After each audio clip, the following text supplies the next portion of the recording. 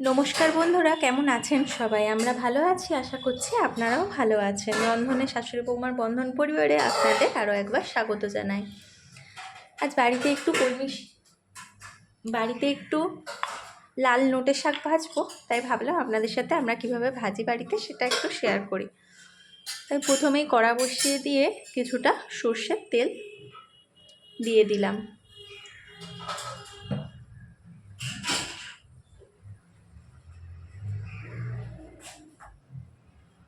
তেলটা ভালো করে গরম করে নেব।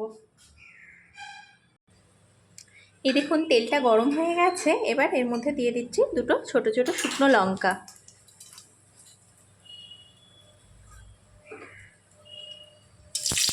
লঙ্কাটা হালকা করে নেড়ে নিয়ে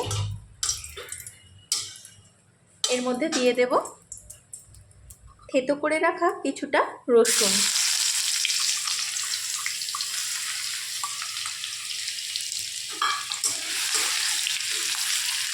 এবার তেলের মধ্যে রসুনটা হালকা করে নেড়ে নিতে হবে। রসুনের ফ্লেভারটা যখন তেলে চলে আসবে, একটা সুন্দর গন্ধ বেরোলে, তখন আমরা এর মধ্যে দিয়ে দেব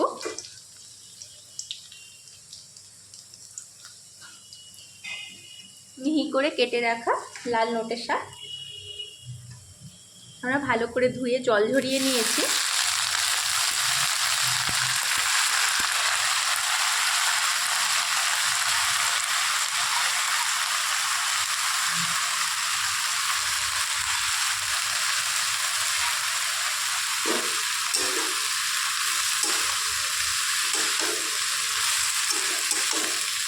এবার শাকটা ভালো করে তেলের মধ্যে নেড়ে নেব।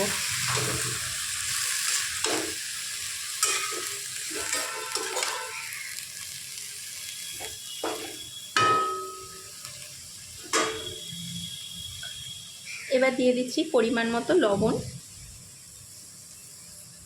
লবণটা আপনারা আন্দাজ বুঝে দেবেন, শাক তো কমে যায় হয়ে গেলে, বেশি দিলে তখন লবণ বেশি লাগবে।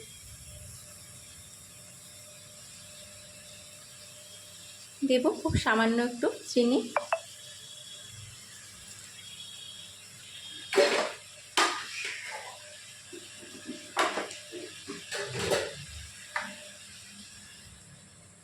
দেব সামান্য একটু হলুদ গুঁড়ো, আর দেব খুব সামান্য একটু জিরের গুঁড়ো।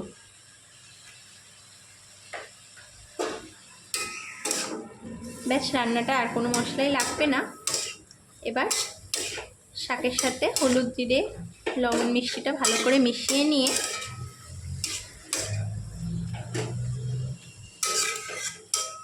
সামান্য একটু জল দিয়ে দেবো।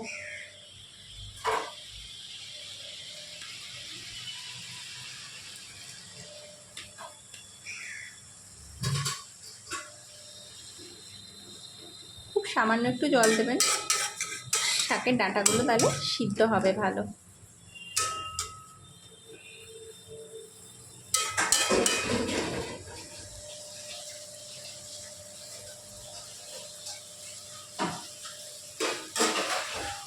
এবার মিনিট 5-এর জন্য আমরা ঢাকা দিয়ে দেবো।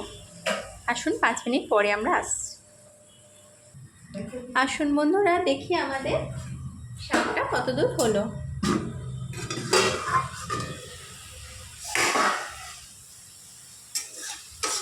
এই তো শাকটা হয়ে এসেছে, খুব নরমও হয়ে গেছে শাকটা। আর এই সময় আপনারা একবার দেখে দেবেন লবণ টবণ সব ঠিক আছে কিনা।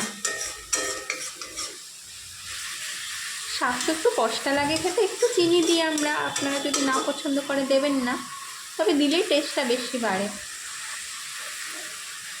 এইভাবে রসুন ফোড়ন দিয়ে একবার লাল শাক ভেজে দেখবেন, শাকের স্বাদটা কিন্তু দ্বিগুণ হয়ে যায়।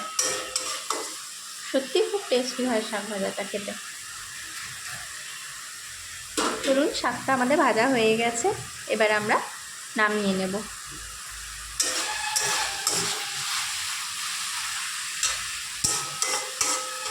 পরিবেশন করে নিয়ে আপনাদের দেখাচ্ছি। এই দেখুন বন্ধুরা, শুকনো লঙ্কা রসুন ফোড়ন দিয়ে লাল শাক ভাজাটা আমাদের একদম রেডি হয়ে গেছে, আমরা পরিবেশন করে দিয়েছি। দেখুন তো কেমন হয়েছে। এই শাক ভাজাটা এইভাবে রসুন ফোড়ন দিয়ে একবার করে দেখবেন বাড়িতে, সত্যিই খুব টেস্ট লাগে খেতে। শাকের টেস্টটা রসুন ফোড়নে দ্বিগুণ করে দেয়। গরম ভাতের সাথে খুব ভালো লাগে খেতে। আপনারা যদি কখনো এইভাবে বাড়িতে না বানিয়ে থাকেন, একবার বানিয়ে দেখতে পারেন। আর কেমন লাগলো রান্নাটা অবশ্যই আমাদের কমেন্ট করে জানাবেন। যদি ভালো লেগে থাকে চ্যানেলটি লাইক, সাবস্ক্রাইব এবং শেয়ার করবেন। ফেসবুকেও আমাদের পেজটিকে অবশ্যই ফলো করে নেবেন। ভিডিওটি এতক্ষণ ধরে দেখার জন্য আপনাদের অসংখ্য ধন্যবাদ আর অনেক ভালোবাসা। আর তাহলে আসি, আবার দেখা হবে অন্য কোনো দিন অন্য কোনো নতুন রেসিপি নিয়ে। ততক্ষণ আপনারা ভালো থাকুন, সুস্থ থাকুন।